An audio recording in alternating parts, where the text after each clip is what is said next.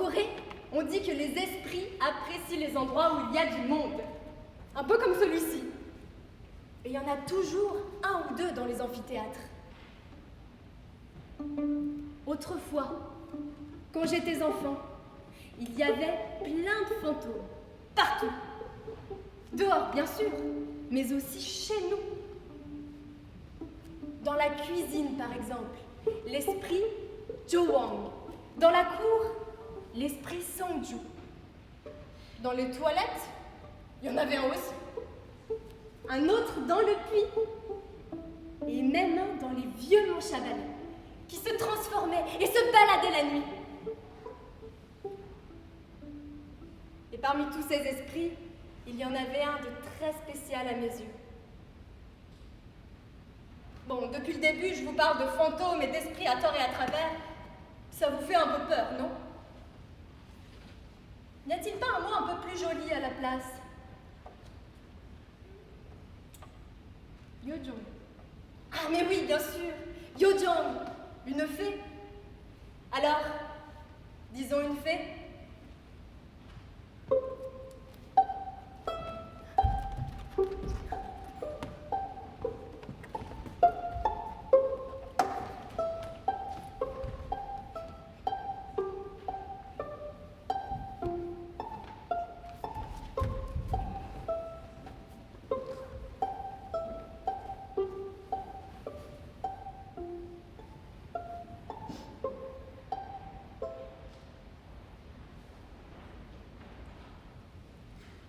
J'avais 3 ou 4 ans quand j'ai rencontré la fée pour la première fois. Je sortais d'une terrible rougeole. J'avais le visage couvert de croûtes partout. Cette nuit-là, l'orage grondait et la pluie tombait très fort. Je me réveille et j'entends maman travailler sur son métier à tisser dans la pièce en face. Talcota. Bercée par ce bruit, je replonge dans le sommeil. Je dors un bon moment, et puis soudain, je sens quelque chose me picoter le visage. Puis une respiration chaude sur ma joue, comme un soupir, d'un coup. J'ouvre les yeux et je vois quelque chose partir en coup de vent, juste devant moi. Ah! Maman, il y a un truc ici! Ma mère, surprise, est venue dans la chambre. Tu as certainement fait un rêve. Non, c'était pas un rêve, c'était juste là.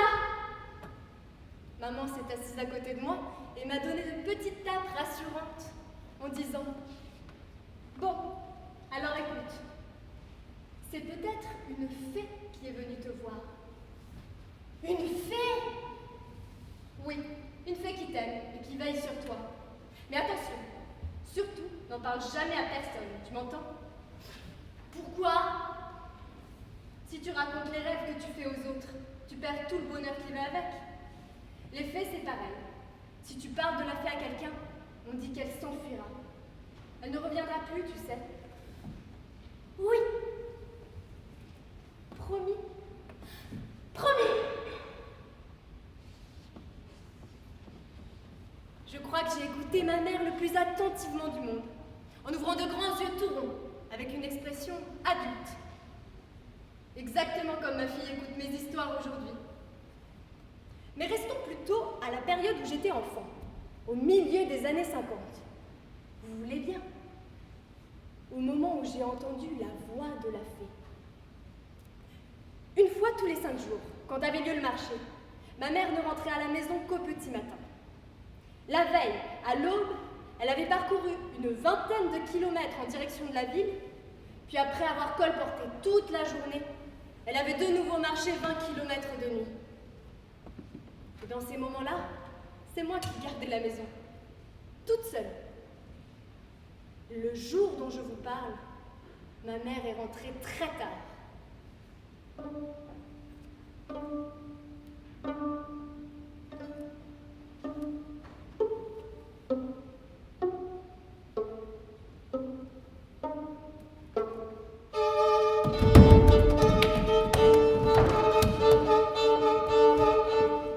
La nuit, le vent descend de la montagne et traverse la vallée. Dans la forêt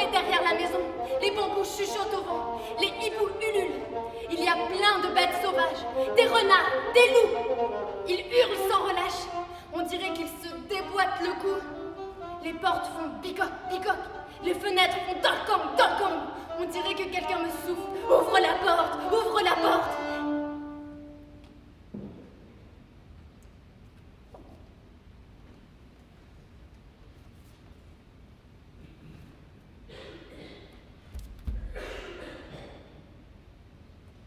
À cet instant-là, j'ai entendu quelque chose. Une chanson. Ma mère ne me l'avait jamais chantée avant, mais elle me paraissait étrangement familière. Izo strovana strenzen na prosta rečnaj volni. Qu'est-ce qui se passe? Chantons ensemble, allez! Qui es-tu, toi? La fée dont m'a parlé maman? C'est bien ça! Comment tu t'appelles? La voix a répondu Stenka Razin. Mais comme j'étais petite, je n'arrivais pas à le prononcer correctement. Stekashi, c'est bizarre comme nom. Mon nom à moi, c'est Sundok. Oh, comment tu l'as su? Les fées savent tout. Ça alors, Stekashi, ça ne fait pas de doute. Tu es vraiment une fée. Sors. Cher Stekashi, tu ne veux pas? Bah pourquoi? Les fées meurent si elles se montrent aux gens. D'accord, je n'insisterai pas. Mais on peut quand même jouer ensemble. Ça va, ça, hein? Apprends-moi la chanson que tu chantais tout à l'heure. D'accord?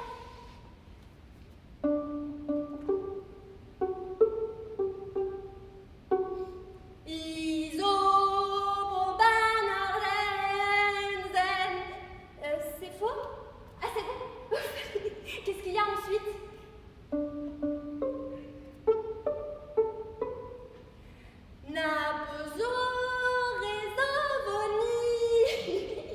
La fée Stekashi s'est mise à rire, alors moi aussi.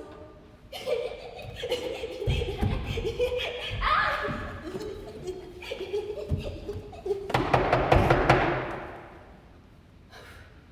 C'était ma mère, mais Stekashi, surpris, ne savait plus quoi faire. Quoi? Tu t'en vas? Reste avec moi. T'inquiète pas, maman est une gentille personne. Oui, tu m'as déjà dit que les fées ne peuvent pas être avec les gens. D'accord, je file sous ma couverture et je fais comme si de rien n'était.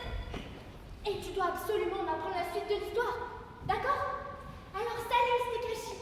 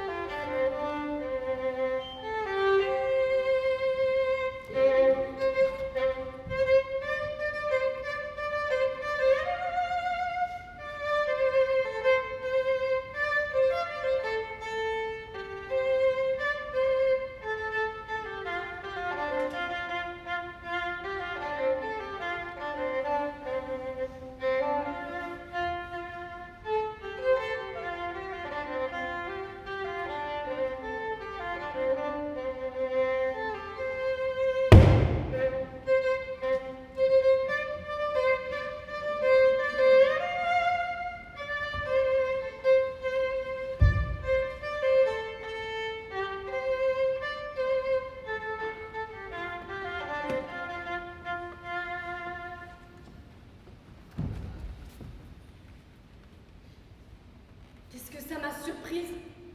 Ma fille, qui zozote, en train de chanter cette chanson. Mes cheveux se sont dressés sur ma tête. Mon cœur s'est mis à palpiter très fort, très vite. Et si jamais quelqu'un l'avait entendu?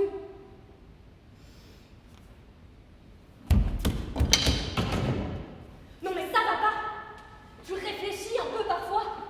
Tu crois vraiment que c'est une chanson à chanter à ta fille?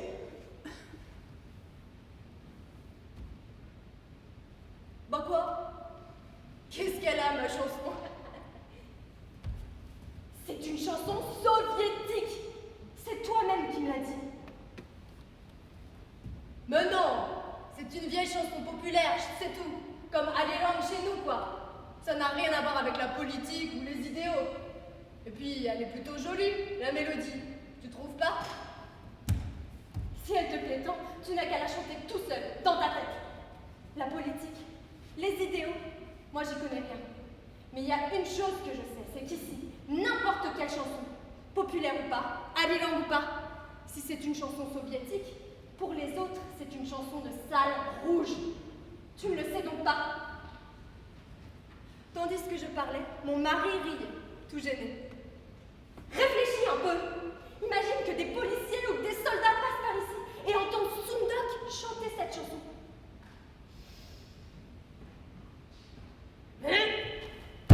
Qui t'a appris cette chanson? C'est ton père, hein? Il est où ton père? Il est où maintenant? Allez, réponds! Dis-moi la vérité.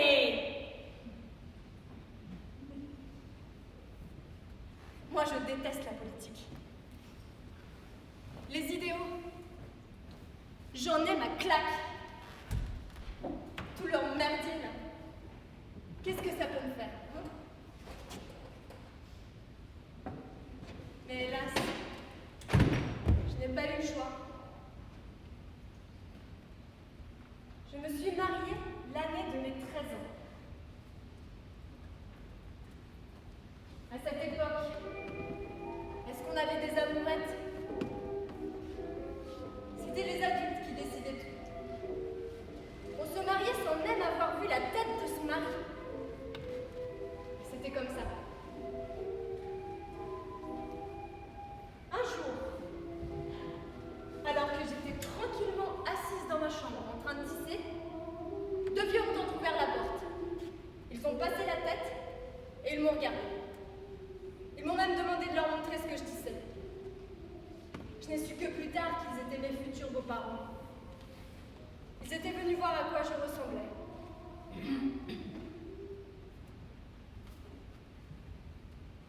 Ah, vraiment joli ce tissage! Pas besoin d'en voir plus. Ton savoir-faire me suffit. Tu feras une parfaite petite belle-fille. Ça s'est conclu comme ça. C'était à la fin de l'occupation japonaise. J'ai beaucoup pleuré pour ne pas partir, pour ne pas aller vivre chez eux.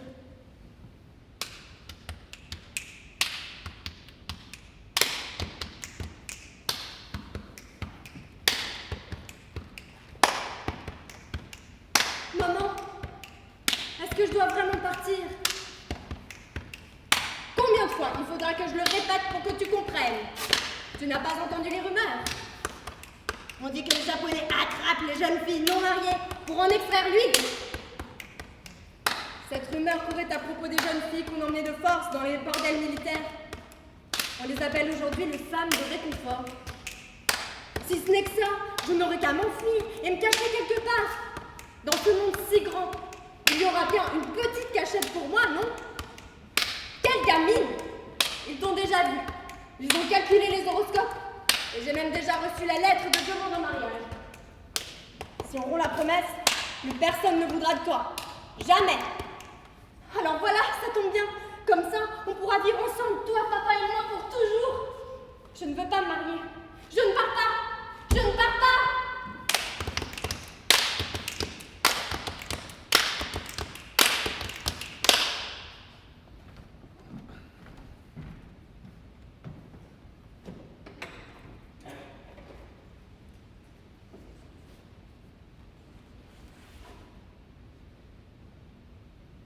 Mon mari allait à la capitale, Pyeongchang, à l'école d'instituteurs. Il était redescendu exprès pour le mariage. Nous sommes entrés dans la chambre de jeunes mariés et nous avons passé la nuit de noces ensemble. Il n'y a pas de quoi dresser les oreilles ainsi. Il ne s'est rien passé. Mon mari avait à peine 2 ans de plus que moi. Nous étions tous deux des enfants. Qu'est-ce qu'on connaissait de tout ça? Bon, allez, dormons. Tu dors pas? Si. Alors, pourquoi es-tu assise comme ça? Dormir? Et comment j'aurais pu? plaidoiries étouffantes. Ben, il faut que tu m'enlèves tout ça pour que je puisse dormir. Ah, oui, oui, bien sûr. Oh là là, qu'est-ce qu'il tremble. On dirait qu'on ne lui a pas appris ça à l'école d'instituteur.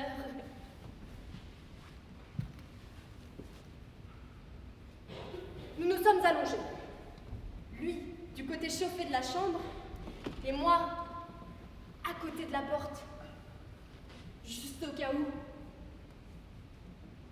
Mon mari avait fait du chemin pour venir jusqu'ici. Il devait être exténué, car voilà qu'il s'était endormi et qu'il ronflait. Impossible de trouver le sommeil. Alors discrètement, je me suis levée et je suis allée espionner le visage de mon mari. Bon. Tout était bien à sa place, collé là où il faut. Aucune déformation. J'avais même envie de le connaître un peu mieux. Mais à cette époque, on n'allait pas habiter chez son mari directement après le mariage. Non. On quittait la maison de ses parents 1 ou 2 ans, parfois jusque 3 ans plus tard pour aller vivre chez ses beaux-parents.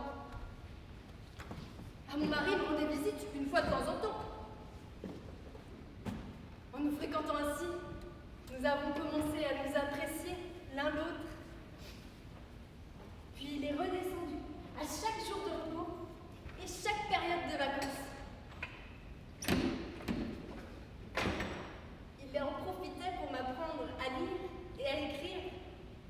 Il écrivait des lettres sur un cahier qu'il avait confectionné lui-même, avec du papier de riz. Je les apprenais toutes par cœur en attendant son retour.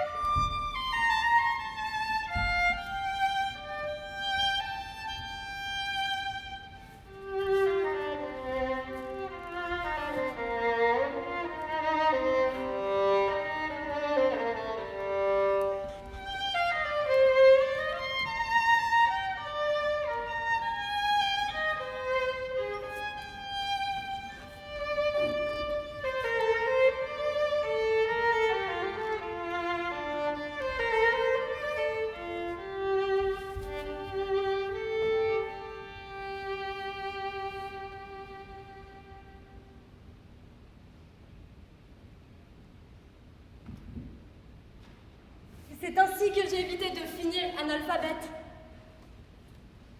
Et bien sûr, à force de le voir aller et venir, j'ai commencé à éprouver des sentiments.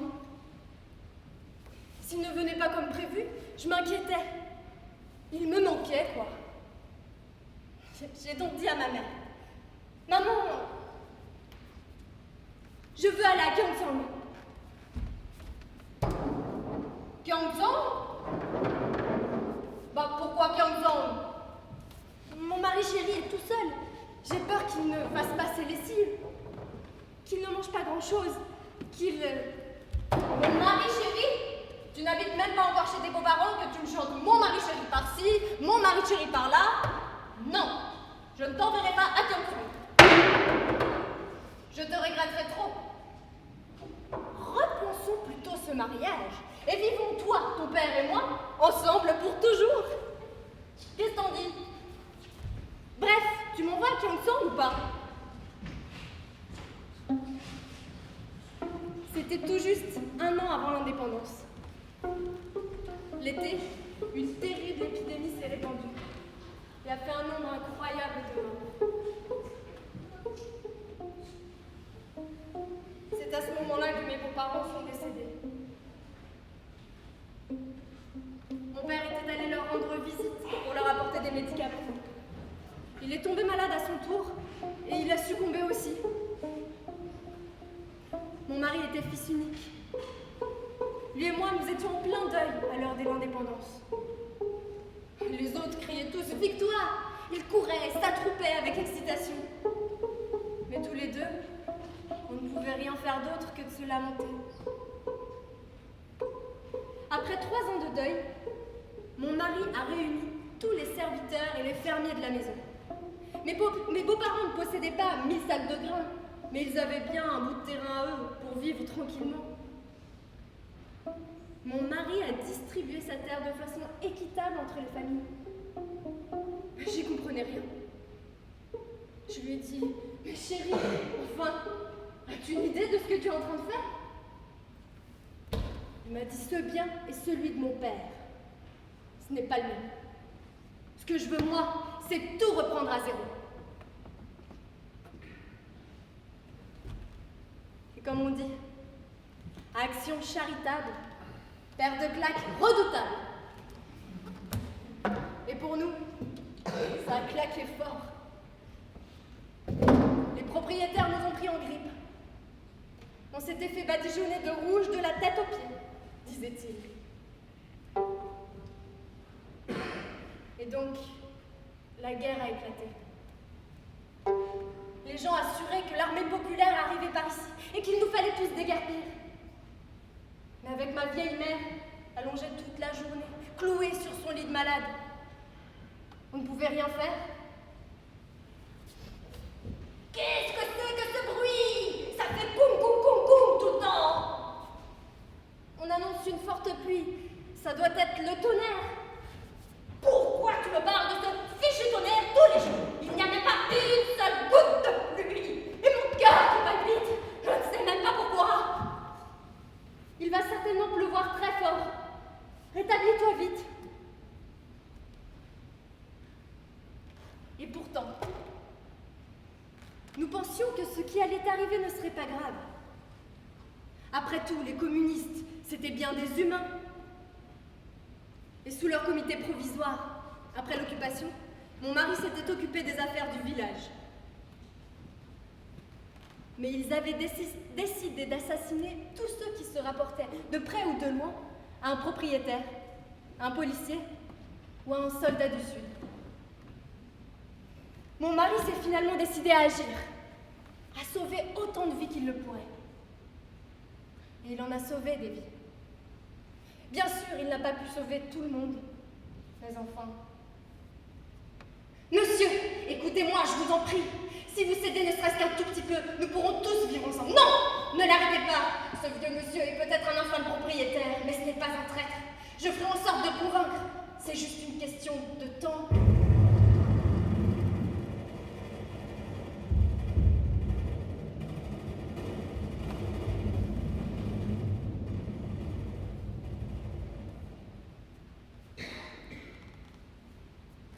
J'avais l'impression que les communistes resteraient au pouvoir éternellement.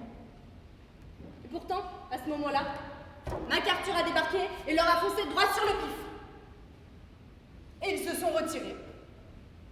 Ah, ils se sont retirés, oui. Mais dans un de ces vacarmes, ils ont embarqué tous les grands gaillards du village et les ont forcés à porter leurs bagages.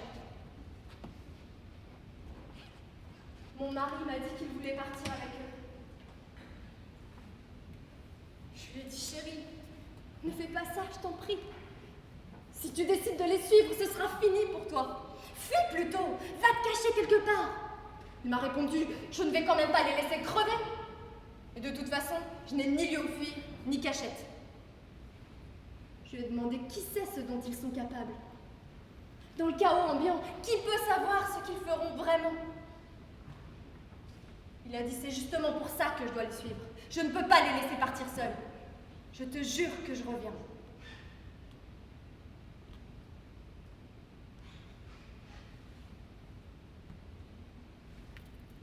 Il est parti. Et il m'a laissé sans nouvelles. Même quand tous les autres sont revenus. J'ai cherché des traces de lui partout. Même son cadavre. J'ai vu des choses horribles. Un jour, alors que j'étais encore en train de le chercher partout comme une folle, j'ai croisé un monsieur. Il était parti avec mon mari, mais lui, il était revenu. Discrètement, il m'a dit: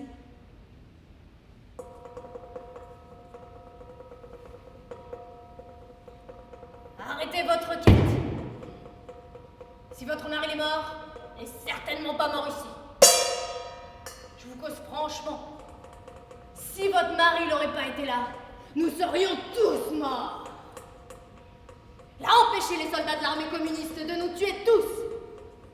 Il a dit à un des officiers: c'est pour ça qu'on a mené la révolution, pour devenir des bouchers d'humains.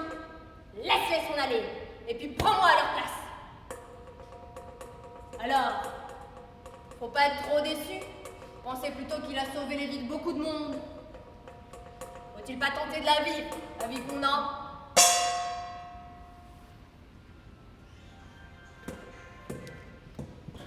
Oui. Que tu sois au nord ou ailleurs, je prie pour que tu restes en vie. Mais si tu es en vie, mon chéri, il vaut mieux ne jamais revenir.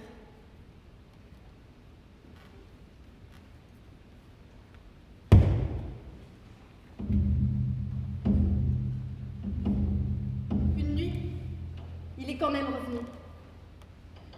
Il m'a raconté qu'on l'avait traîné jusqu'au fleuve Indien, que des bombardements avaient éclaté et qu'il avait profité de la pagaille entre les soldats pour s'échapper. Il m'a dit: je file chez les policiers dès demain. Tu n'as pas à t'inquiéter puisque je n'ai rien fait de mal. Et puis s'ils m'envoient en prison, j'en sortirai d'ici 2 ou 3 ans. Ma mère aussi avait fini par tomber d'accord. Elle a dit: c'est vrai quoi, tu ne vas pas te cacher éternellement. Et puis il ne t'arrivera rien de grave puisque la guerre est finie. J'ai dit: maman, mais qu'est-ce que tu racontes? Ils sont tous à ces trousses, à l'affût. Elle a dit: s'ils se rendaient en pleine nuit, oh, personne ne le remarquerait. Il est hors de question qu'ils se rendent, ni le jour, ni la nuit, jamais. Arrête de dire n'importe quoi. Et tandis que ma mère et moi argumentions chacune de notre côté, mon mari s'affaissait, peu à peu. Il a fini par dire: je me cacherai le temps qu'il faudra, et puis je verrai ce qui se passe. Je lui ai demandé: mais tu te cacheras où? Ma mère a proposé: si on creusait un trou dans le plancher. J'ai dit: non, si la police arrive, c'est là qu'elle regardera en tout premier lieu. Alors elle a enchéri: si on creusait une cachette dans la montagne, juste derrière. Pourquoi pas? Mais si je suis amenée à faire des allers-retours de temps en temps, ça va immédiatement alerter les gens. Alors elle a cherché. La penderie. Non. Les combles. Oh non. Voilà. Ici. Mais comment ça, ici? Quand mon père a fait construire la maison, le charpentier avait fait n'importe quoi. Alors la chambre était toute de travers. Pour réparer son erreur, il a apposé une cloison. Et entre la cloison et le mur, il y a un espace. Mais même, ici, ça donne sur la route. Oh, c'est justement pour ça que personne ne se doutera de rien. Et elle avait raison. Ici, au moins, les gens n'auraient aucun soupçon. Je me suis empressée de creuser un trou dans la cloison, assez grand pour laisser passer un homme. Mon mari est entré. Il était recroquevillé sur un tout petit tabouret. Il ne pouvait même pas bouger la tête. Mais comment faire autrement? Une fois mon mari installé, nous avons masqué le trou avec ce coffre. Il a 1000 fois bien fait de ne pas se rendre. À peine un jour ou deux plus tard, l'un de ses amis s'est fait attraper en rentrant au village. Juste avant d'entrer. Il était recherché partout. Les propriétaires assassinés pendant la guerre avaient des fils assoiffés de vengeance. Ils l'ont traîné au milieu du village, l'ont plaqué à l'arbre et...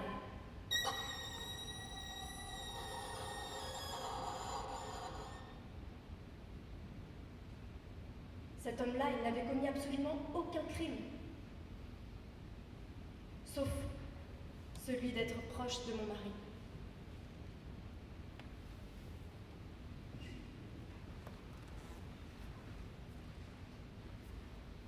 La nuit noire venue, mon mari avait pris l'habitude de repousser le coffre pour sortir de sa cachette un moment.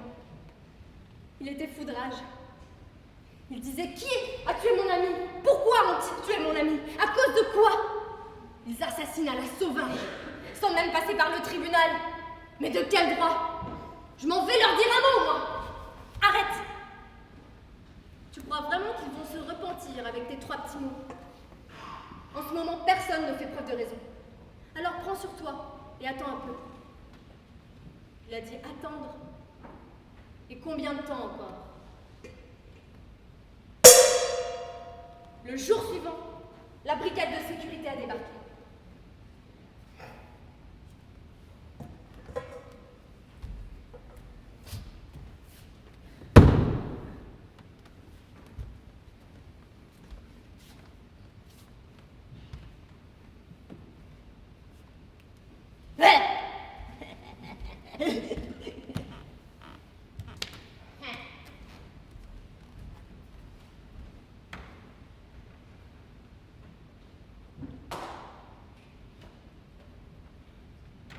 Tu n'as vraiment aucune nouvelle de lui. T'es bien sûr. Pourtant, quelqu'un dit l'avoir aperçu au village. Le trek. Puisque je vous dis que je n'en sais rien. Tu sais où il est et tu nous caches la vérité. Ou pire, si tu caches toi-même ce sale rouge, garde ta carcasse. Compris? Tu sais que la prison est un luxe. Si on avait un rouge sans jugement, personne ne froncera un seul sourcil.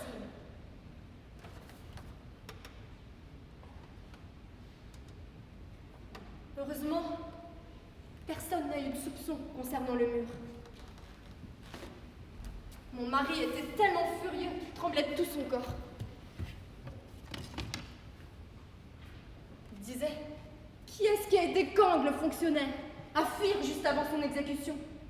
Et Yoon et Kim, les propriétaires, c'est moi qui les ai sauvés, en suppliant maintes et maintes fois qu'on les relâche. Et ces salauds maintenant, voilà qu'ils sont à mes trousses pour me tuer. Et au premier rang en plus. J'ai dit: c'est vrai, tu as été vraiment bon avec eux.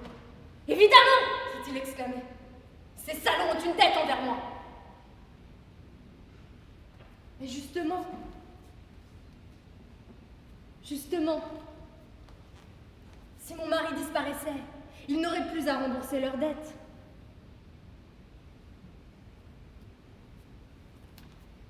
Mon pauvre époux. Il avait bon cœur. Il faisait confiance aux gens. Mais la vie, quant à elle, ne nous laisse guère le choix. Il a fallu trouver quelque chose à se mettre sous la dent. Et puisque mon mari était dans cette situation, c'était à moi de me mettre au travail. Et dans tout le vacarme laissé par la guerre, il ne me restait plus qu'un rouleau de chanvre que ma mère avait tissé pour mon départ chez mes beaux-parents. J'ai tout vendu. Je me suis constitué une cagnotte et j'ai commencé à colporter. Des fruits, du sel, du poisson, des œufs, de la pâte de riz, et jusqu'au vin que je concoctais en douce à la maison. Il n'y a rien que je n'ai essayé de vendre.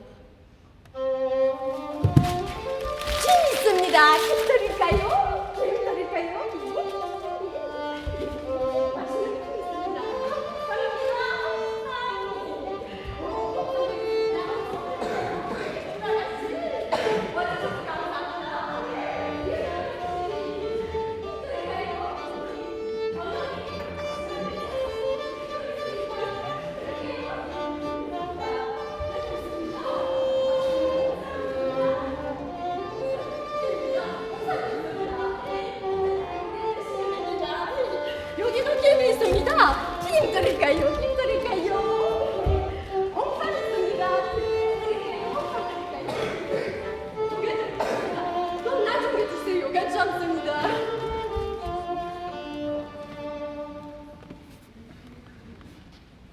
Et quand je rentrais, sur les rotules, je retrouvais mon mari en train de débiter des incongruités désespérantes, comme s'il avait abandonné le monde entier. J'étais déçue quand même. Après tout, c'était à cause de lui que je travaillais à me casser les os, que je m'agitais dans tous les sens. Et de retour à la maison, qu'est-ce que j'obtenais? Ni tu as bien travaillé, ni tu t'es donné tant de mal, ni une simple main tendue. Juste de quoi me fendre le cœur.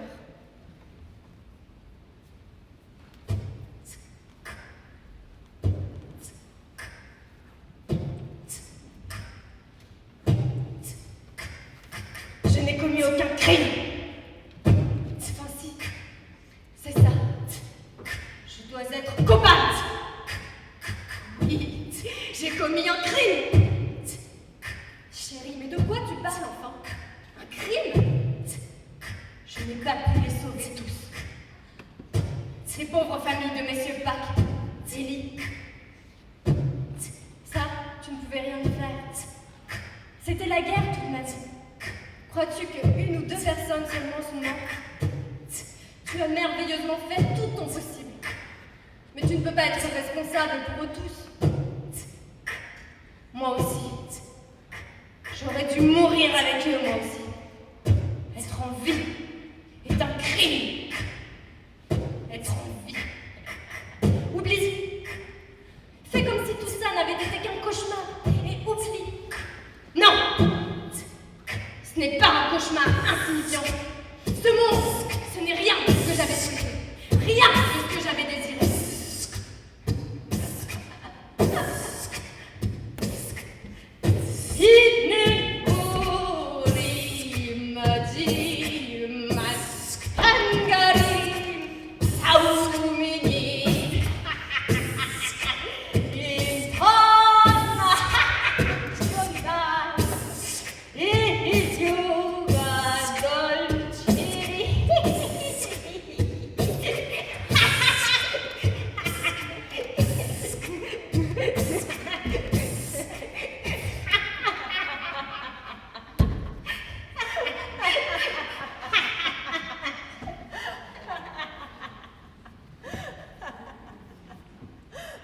Mon mari s'est mis à rire sans cesse.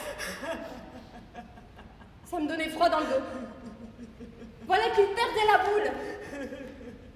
Et comment faire maintenant, avec un époux atteint comme ça? Si tu ne peux pas surmonter toute la haine que tu ressens, frappe-moi. Si tu veux tuer quelqu'un, tue-moi. Vas-y, toute la hargne qui s'est accumulée en toi, défoule-la sur moi. Pas de problème de mon côté, si ça permet de te soulager. Vas-y, frappe-moi.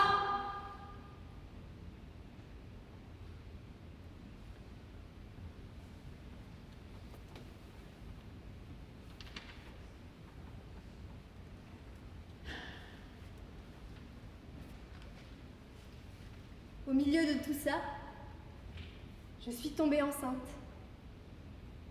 de notre fille. À mesure que mon ventre s'arrondissait, les gens se mettaient à faire des commérages. Ils disaient que je devais avoir pris un amant. Quoi qu'ils puissent dire, je n'ai rien répondu. Et puis à force de me voir circuler d'un marché à l'autre, ils ont pensé que je cachais mon mari quelque part en ville. Des policiers rôdaient derrière moi. Ils me suivaient partout, dès que je sortais. À cette époque, il y avait un vaurien, appelé Panama John. On lui avait donné ce surnom parce qu'il portait, été comme hiver, le même Panama. Un jour, alors que je rentrais du marché, Panama John m'a bloqué la route.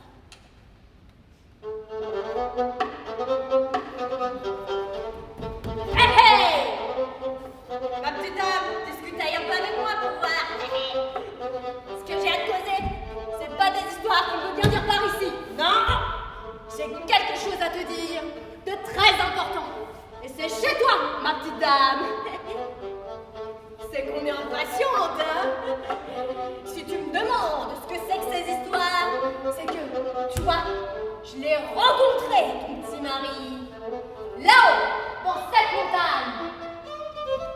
Passez chez moi plus tard, dans la soirée. Je me suis rendue chez moi aussi vite que j'ai pu. Chérie, qu'est-ce qu'on doit faire? C'est un piège. On doit l'utiliser à notre avantage. Toi, tu files à la police le dénoncer. Dis-leur qu'un maquisard va descendre. Le dénoncer à la police. Et si jamais ça ratait complètement? Il m'a dit on n'a pas d'autre solution. Alors les policiers sont arrivés. Ils se sont cachés dans le placard, juste avant l'arrivée de Panama Jang. Mon mari aussi était caché, dans le mur, juste à côté, sans même pouvoir respirer. Nous étions tous dans cette situation quand Panama Jang est arrivé. Ah! C'est que notre époque est si cruelle. C'est une destinée que personne ne mérite. Devenir veuve à un âge si jeune. Qu'est-ce que tu t'es donné comme mal? Et monsieur ton mari, c'est qu'il se fait vraiment beaucoup de soucis. Il m'a demandé de bien m'occuper de toi. Vous avez vraiment rencontré mon mari dans la montagne? C'est que de nos jours, on dit que je dis n'importe quoi, mais des salades, j'en mange, mais j'en raconte pas. Et hélas, le petit monsieur, même habillé, on a du mal à lui regarder le corps. C'est qu'il peut pas bien manger là, comme un mendiant gargouillant de l'estomac. Il ne reste que les os, hélas. Le petit monsieur, il a bien besoin que tu lui envoies l'argent et les vêtements. Je n'y crois pas du tout.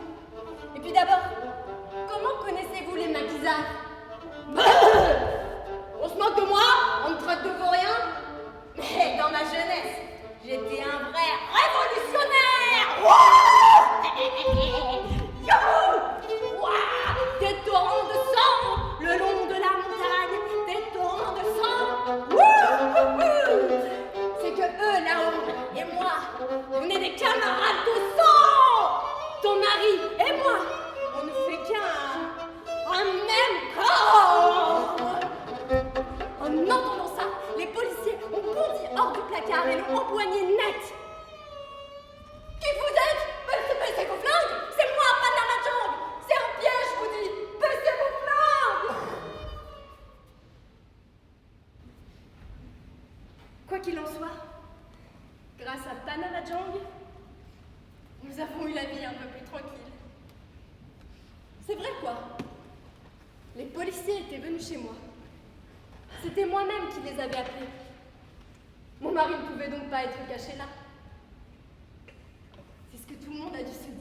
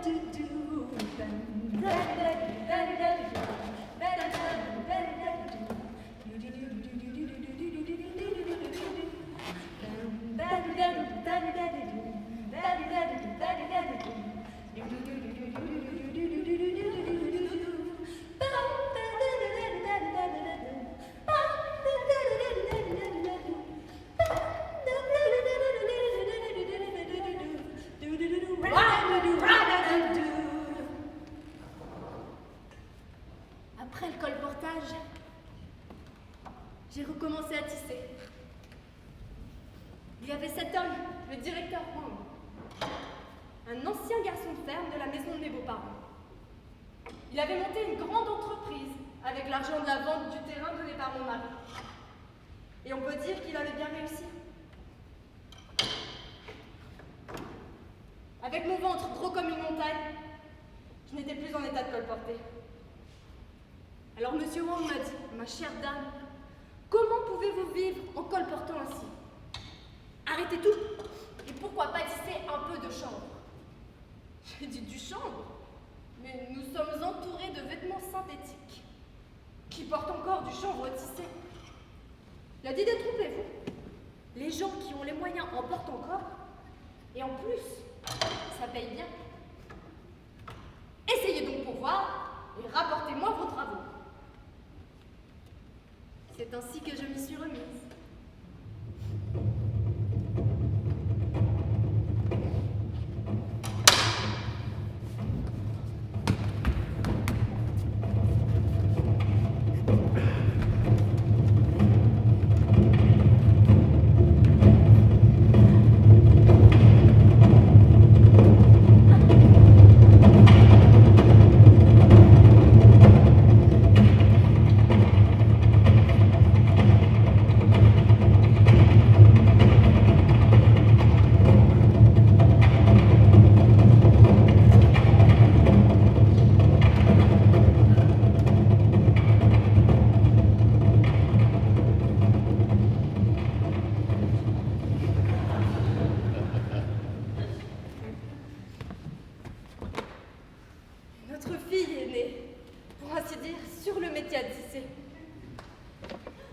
l'avons appelée Sundok. Mon mari disait qu'il ne fallait surtout pas qu'elle vive comme lui. Alors nous lui avons donné ce nom qui signifie douce et vertueuse. Avec la naissance de notre fille, je n'avais pas d'autre choix que de tisser nuit et jour, hein, ou mourir. Je tissais jusqu'à 1 ou 2 heures du matin. Mon mari sortait et il tissait jusqu'à 4 heures. Puis je me réveillais à l'aube et me remettais à tisser. Les gens s'étonnaient. Ils disaient, mais quand peut-elle donc tisser tout ça en plus de ses affaires de marché? Au début, j'ai dit à mon mari de ne pas le faire. Mais il m'a répondu que personne ne pourrait l'en empêcher. Et puis, une fois qu'il a appris, il s'est très bien débrouillé. Pour tisser correctement, il faut avoir les ongles fins mais solides. Ils servent à découper délicatement le fil sur la pelote. Mon mari s'est laissé pousser les ongles longs comme ça. En pleine nuit, il tissait assis, la tête enroulée d'une serviette au cas où un passant le surprendrait. Ça me faisait rire. Je lui disais, mon pauvre époux, un lettré comme toi, tu es tombé à la mauvaise époque. Il m'a répondu, ne dis pas ça, s'il te plaît. Dans ce métier à tisser, il y a toute la raison du monde en miniature. Ainsi, tous les deux, on tissait. On vendait le résultat, mais on ne dépensait pas l'argent de la vente. On le gardait précieusement jusqu'à en avoir assez pour ouvrir une boutique en ville. Il y avait une vieille maison à la japonaise que j'avais repérée lors de mes colportages. Je me disais que si on y emménageait, mon mari serait bien plus à l'aise. Alors nous avons emprunté l'argent qui manquait au directeur Wang et nous avons établi notre boutique dans la maison. À ce moment-là, le seul problème était de déplacer mon mari. Je l'ai habillé avec les vêtements de ma mère. Il était bien joli dans sa petite chemise d'été. Avec la nouvelle route, le chemin pour aller en ville était beaucoup moins long. Mais nous ne pouvions en aucun cas passer par là. Alors nous avons opté pour le chemin de montagne que je prenais autrefois lors de mes colportages. Nous avons confié notre fille à ma mère et nous avons affronté le chemin tous les deux. De fines gouttes de pluie tombaient en silence.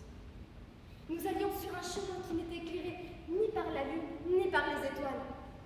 C'était comme si nous étions seuls au monde, tous les deux. Bien que nous soyons mariés, nous n'avions jamais eu de rendez-vous amoureux. Tout à coup, mon mari m'a attrapé la main.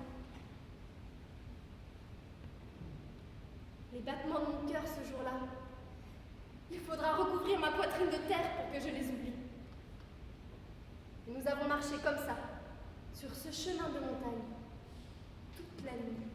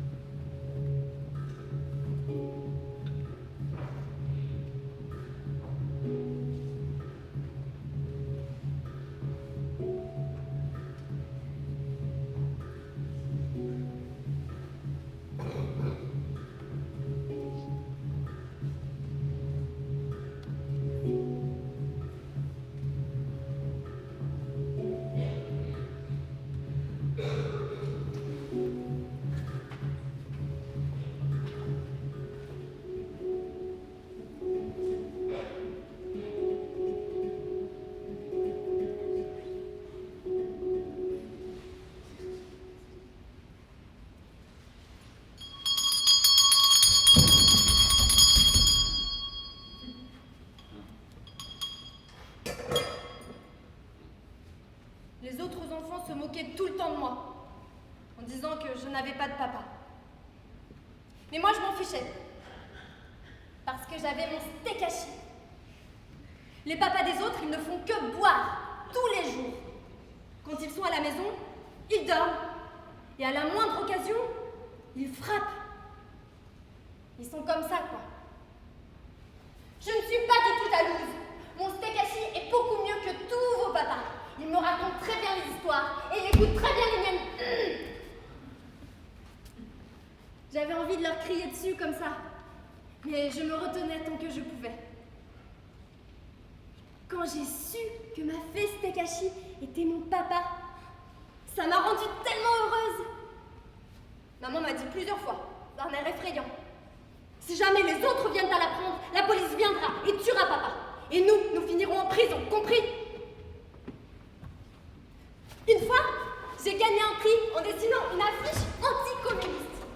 Et c'était le dessin d'un méchant lutin, au visage rouge, avec 2 cornes sur la tête, qu'on frappait avec un bâton. C'est beau, hein? Et alors que je savourais ma victoire, un enfant l'a montré du doigt. Et il a dit « Yanen, Niapaya, Maja, Apanen, Palgenizana !»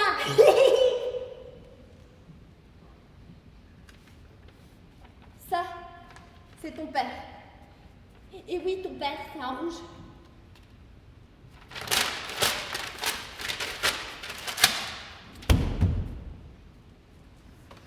De retour à la maison, j'ai versé toutes les larmes que j'avais retenues.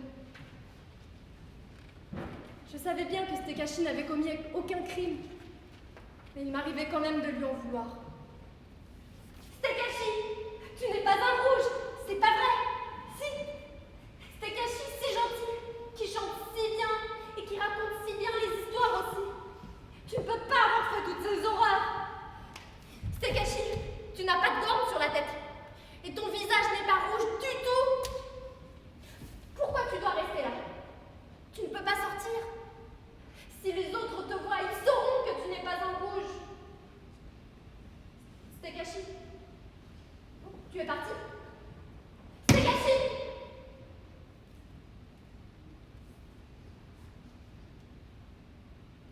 Non, je suis toujours là. Je suis tellement désolée, ma fille. Stekashi était en train de pleurer. Je me suis sentie vraiment désolée. J'avais envie de faire quelque chose pour lui, n'importe quoi. Je lui ai demandé ce qu'il souhaitait le plus posséder. Il m'a répondu, la lumière du soleil. J'ai dit, la lumière du soleil? Mais je ne peux pas t'apporter ça, moi, de la lumière. Tu sais bien qu'on ne peut pas l'attraper avec les mains. Il a dit pourquoi? Si tu touches des feuilles ou des fleurs, tu la sens, la lumière du soleil dessus. Alors aux heures les plus lumineuses de la journée, je ramassais les feuilles et les fleurs les plus imprégnées de soleil et je les ramenais à Stekashi. Des bourgeons vert clair du début de printemps, des pétales de fleurs roses, des feuilles vert foncé de l'été, des feuilles d'automne, multicolores.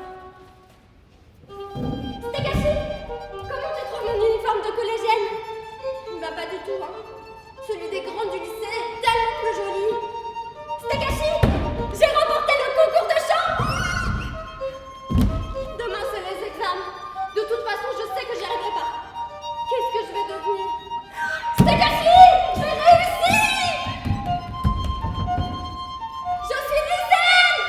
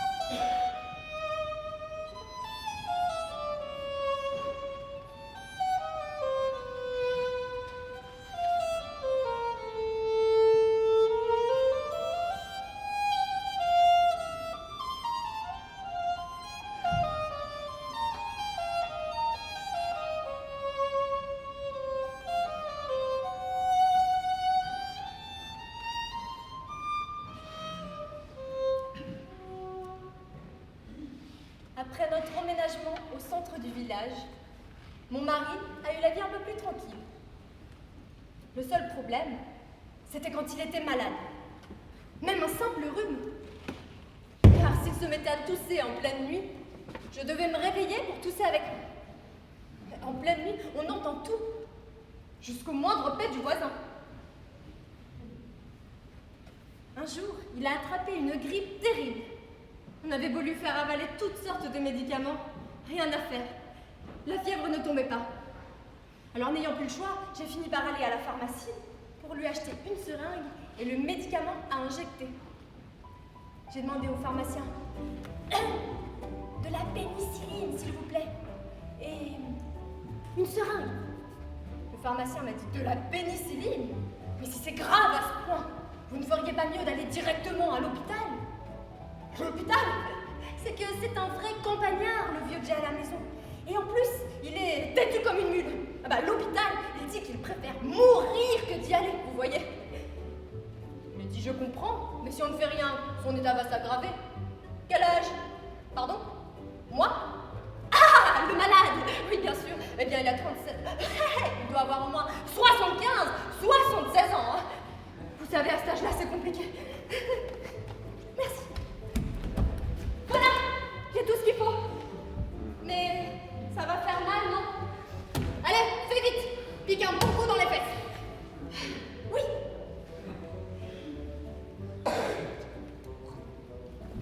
Qu'est-ce que tu fais? Tes fesses sont trop dures. L'aiguille ne rentre pas. Tu es en train de me dire que mes fesses sont plus dures qu'une aiguille. Essaye plutôt de piquer comme il faut. Donc, par là-bas. Oh, 아무래도 못하겠어요. 바보, 당신밖에 할 수 있는 사람이 없잖아. 어서 해. 해요. 지금 한다니까. 움직이지 마요. 왜?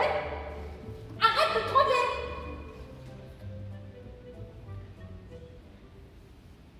Par la suite, je n'ai plus jamais raté aucune piqûre.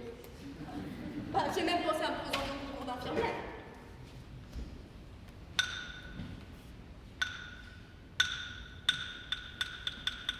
À la fin de la guerre, au temps du gouvernement de Lissenman, on a dû revoir tous les registres d'état civil. Les familles dont un des membres était parti au nord allaient déposer une déclaration de décès. Et dans certains cas, elles le rayaient définitivement du livret de famille. Ça allait à l'encontre de toutes nos convictions, de tout le respect qu'on doit aux membres de notre famille. Mais qu'est-ce qu'elles pouvaient faire d'autre? C'était pas une vie de se faire traiter de rouge par tout le monde, tout le temps. Malgré ça, moi, je n'ai pas déclaré sa mort à lui. Puis une nuit, ce devait être l'année où ma fille venait d'entrer à l'école d'instituteur. Mon mari m'a appelé et il m'a dit « Va déposer la déclaration de décès pour l'avenir de Sundok. » J'ai répondu qu'il en était hors de question. Il a dit « Si tu refuses de le faire, je disparaîtrai vraiment. » Et sur le chemin du retour, après avoir déposé la déclaration, j'ai vu le nom de mon mari sur l'attestation, barré d'une ligne rouge toute droite. En vérité, ce n'était rien du tout, mais ça m'a rendue si triste. Ainsi, mon mari ne faisait plus partie de ce monde. C'était définitif. Pensez bien qu'on avait envie d'arrêter de jouer à cache-cache. Les rumeurs circulaient, on disait que le pays allait changer. Mais c'était toujours des militaires qui détenaient le pouvoir, qui opprimaient le peuple. Et ces gens-là ont le rouge en horreur, vous savez. Qui plus est, puisque officiellement mon mari était mort, il ne pouvait absolument rien faire. Mais on a quand même vécu toutes sortes de choses. Le pire, c'était l'année où ma fille venait d'être nommée institutrice à l'école du quartier. C'était en été, je crois. Dans la cour, derrière la maison, avec quelques ouvriers, je préparais le chanvre pour le tisser. Mais il fallait bien les nourrir, tous ces gens-là. Il faisait très chaud. Alors j'ai dressé un abri de fortune avec une toile de tente dans le coin de la cour où je faisais la cuisine. J'avais acheté 3 bons kilos de viande que j'ai fait sauter à la poêle. Il y avait du monde. Je ne savais plus où donner de la tête. Il a suffi que je détourne les yeux un instant pour qu'une flamme s'échappe du foyer.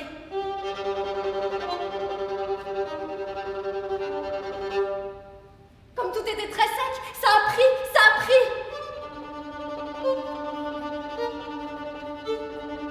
Au feu!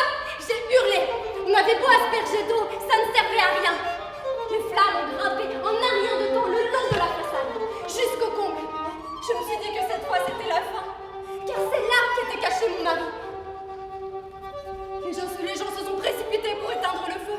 Je me suis dit, ça y est, il va mourir, il ne peut plus sortir. Il va mourir. Et là, Monsieur Pack, qui était instituteur dans la même école que Soudok, est arrivé. Il s'est jeté sur le pied de la tente et l'a poussé au sol. Le gros du feu s'est éteint. Heureusement, seules les fenêtres étaient noircies et le feu n'avait pas gagné l'intérieur de la maison. Une fois les gens partis, je me suis précipitée dans les combles. Chérie, tu es là? Mon mari était toujours vivant.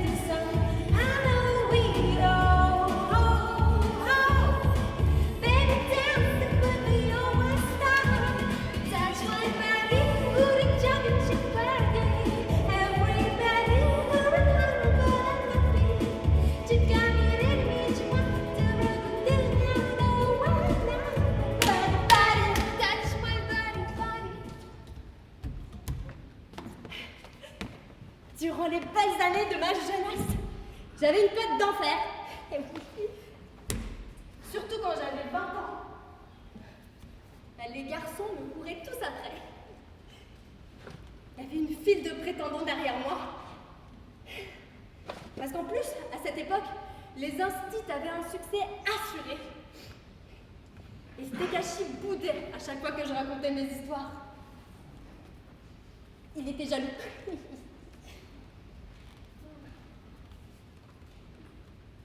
Le fils de Yumi, le propriétaire du coin, me suivait partout lui aussi. Une nuit, maman était sortie. J'étais seule à la maison. Il a osé entrer chez moi, le salaud. J'ai dit non, je ne veux pas. Non. Bouge pas. On dit que si une fille dit non, c'est que c'est oui. Il y a aussi des noms qui veulent vraiment dire non, connard. Qu'est-ce que je dois faire? C'est le bordel dans ma tête. Ce qu'on n'arrête pas de me sauter dessus. Et je n'ai plus assez de force pour me défendre. Je me dis que cette fois, c'est foutu. Soudain, son corps se fait lourd. Qu'est-ce qui se passe? Je le repousse à grand-peine. voilà qu'il s'écroule au sol. Reprenant mes esprits, je vois papa debout. Il fait peur. M'a fait. Il tient une grosse patte dans une main. C'est la seule et unique fois que Stekashi a commis un acte de violence. Pour me protéger. Et bien sûr, le type ne s'y attendait pas du tout. Quand il est revenu à lui, maman était rentrée. Elle se tenait debout, à côté, batte en main, tel Yama, le dieu de la mort. Et par la suite, mon collègue Pac et moi sommes devenus bons amis. C'est celui qui nous a sauvés lors de l'incendie. Vous savez, mon père n'était pas d'accord, mais je l'invitais à la maison presque tous les jours. Mon père, tout bougon, l'oreille tendue, ne perdait pas une miette de nos conversations. Il disait, il vit ici ce type ou quoi? Après avoir tout écouté, il critiquait les moindres détails, jusqu'à m'imposer son point de vue. C'est vraiment étrange, non? Car de mon côté, je trouvais que Pac et lui pourraient vraiment bien s'entendre. Et l'année suivante, il y a eu le jour de Dano, la fête au village. Je suis allée faire un tour dans le centre. J'ai vu des spectacles. Je me suis amusée toute la journée et je suis rentrée très tard. Bien sûr, j'étais avec Pac, juste devant le mur, que surplombaient les combles où était caché mon père. Je l'ai embrassé. J'ai eu une pensée pour Stekashi dans un coin de ma tête. Je n'ai pas pu m'empêcher de jeter un coup d'œil du côté des combles, mais il n'a rien dit.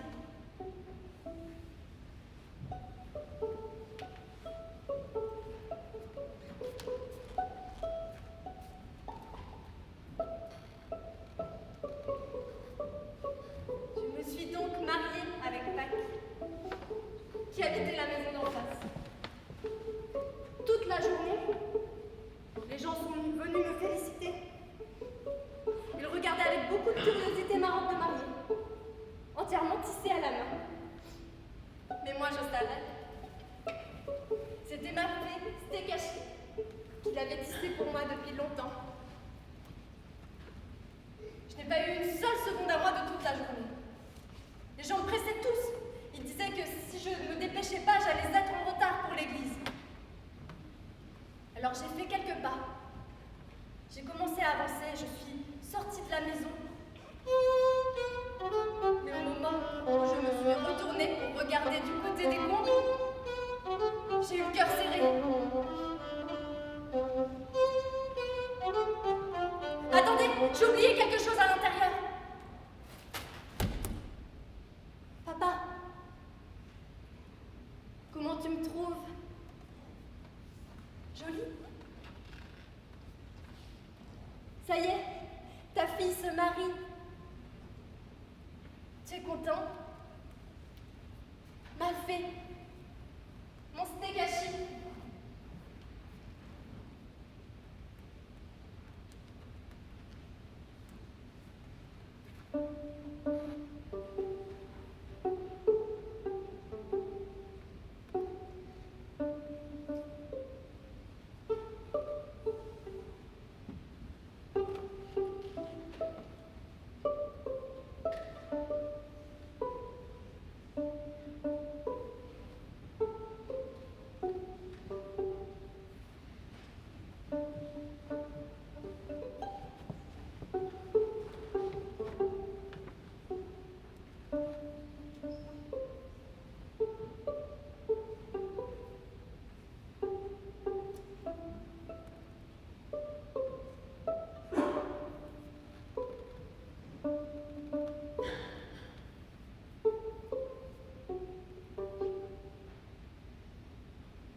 Des jours et des jours ont passé. Comme les fils de trame, pareils à des cheveux, s'entrelacent jusqu'à former une étoffe. Les jours se sont accumulés, jusqu'à former 10, 20, 30, et puis bientôt 40 ans. Vous allez me dire, allons, ça n'a pas pu se passer ainsi. Mais je vous dis que si. exactement comme ça que ça s'est passé. Mon mari, là-haut, tissait le temps. Il y a un cauchemar que j'ai souvent fait. Mon mari sortait. Il fichait tout en l'air et il sortait. Moi, en pleurs, je lui criais de ne pas sortir. Surtout ne pas sortir. Et je me réveillais. Qu'est-ce que j'étais soulagée quand je réalisais que ce n'était qu'un cauchemar. Mais un jour, mon mari est descendu. Et il m'a dit que cette fois, il allait vraiment sortir. Sous le choc, je lui demandais pourquoi. Est-ce qu'il avait perdu la tête? Mais il m'a dit qu'il avait vu à la télévision qu'on avait annoncé l'amnistie. Comme j'avais du mal à le croire, je suis sortie. Et là, dans la rue, j'ai demandé confirmation aux gens du quartier. Est-ce bien vrai? Il paraît que tous ceux qui n'avaient pas le droit de revenir avant, maintenant ils peuvent. On a vraiment annoncé ça à la télé? Mon gendre est allé vérifier. C'était paru dans le journal et on a même vu un décret officiel affiché devant la mairie. Ça a été un tel soulagement. Alors un beau matin d'avril, nous sommes tous montés dans la voiture de mon gendre en direction du commissariat le plus proche. Nous allions recevoir un document officiel. 4 jours plus tard, ça aurait fait 40 ans. Mon mari était passé directement de ses 27 ans, où il faisait plus jeune que son âge, à ses 67 ans, où il paraissait encore plus vieux. Dehors, le paysage avait beaucoup changé. Mon mari n'a pas eu l'air de s'en étonner. Enfin, peut-être parce qu'il m'avait déjà vu à la télévision. Et cependant, une fois sorti de voiture, arrivé devant le commissariat, il avait du mal à mettre un pied devant l'autre. Il était très nerveux. Je lui ai demandé: qu'est-ce qu'il y a? Tu as mal quelque part? Il a dit non, c'est juste que c'est bizarre. Je dis quoi? Qu'est-ce qui est bizarre? Il a dit c'est très dur. C'est à ce moment-là que j'ai enfin compris de quoi il parlait. Le revêtement. C'était la toute première fois que mon mari se hasardait sur une route. Je me suis dit qu'à présent, mon mari aurait tout à redécouvrir. Escorté par mon gendre et moi, peureux et malhabiles, mon mari s'est mis à avancer, un pas après l'autre, à la rencontre de ce pays qu'il n'avait pas vu depuis 40 ans, qui lui était devenu étranger.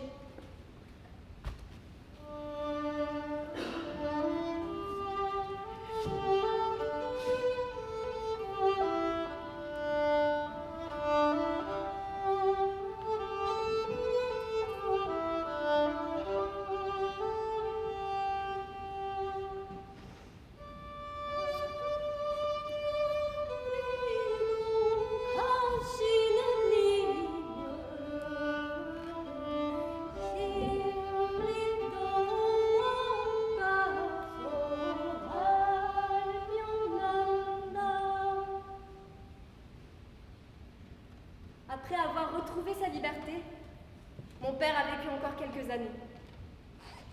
Il a toujours tissé sans relâche, jusqu'au jour même de sa mort. Ce jour-là, ma mère s'est empressée de ramener le pasteur à la maison. Elle voulait qu'il reçoive au moins le baptême avant de mourir. Mais mon père n'était pas croyant. Elle n'avait pas pensé qu'il serait entêté à ce point, jusqu'à son dernier souffle. Le pasteur lui a dit: mon frère, je vous prie de recevoir le Seigneur. Vous croyez bien en Dieu? Moi, je ne crois qu'en l'amour des hommes, rien d'autre. Ce n'est que dans l'amour des hommes que se révèle l'amour de Dieu. Mon père a dit cela en souriant. Puis quoi que le pasteur et ma mère puissent dire, il a gardé le silence. Après le départ du pasteur, ma mère, en pleurs, s'est mise à accabler son mari de reproches. Elle lui a dit: toi alors, tu es vraiment incorrigible, borné jusqu'à la dernière seconde. Mon père lui a dit: je ne suis pas à la recherche du pardon de ton Dieu, mais de celui des hommes. Je ne demande que ton pardon à toi. Pardonne-moi. Puis il a demandé qu'on lui apporte le carton posé dans un coin de la pièce. De Dedans étaient entassées les fleurs et les feuilles que j'avais cueillies longtemps auparavant. Autant de rayons de soleil que j'avais ramassés pour lui. Mon père les a effleurés affectueusement, puis il a dit « Je n'ai besoin que de ça pour que ma tombe s'illumine.